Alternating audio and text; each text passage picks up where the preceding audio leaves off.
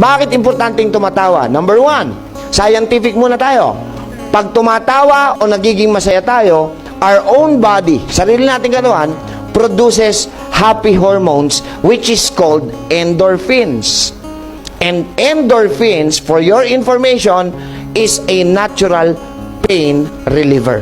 So pag masaya ang katawan mo, masaya ka, masaya utak mo, masaya ka, naggagawa ang katawan mo ng endorphins. Unti-unti nawawala yung pain. Kaya pag may masakit sa inyo, huwag kayong manonood ng drama. Naapektuhan kayo mentally and emotionally.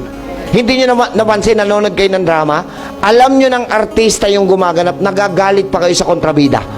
Sinabi naman ng Panginoon, sabihin natin, Proverbs 17:22. Hoy, may sinabi ho kayo, narinig ko ang sabi nyo, laughter is the best. Sabi ng tao yon. Ang sabi ng Diyos, Proverbs 17:22, a merry heart, hindi laughter, a merry heart, ang masayahing puso. Tama? Ay mabisa pa kaysa gamot. Pero ang malungkuting puso at espiritu ay nakatutuyot hanggang buto. Hindi totoo yung laughter is the best medicine. A merry heart, masayahing puso. Alam niyo kung bakit pinabubulaanan ko yung laughter is the best medicine? Sa mental hospital, araw-araw tumatawa. Wala namang gumaling.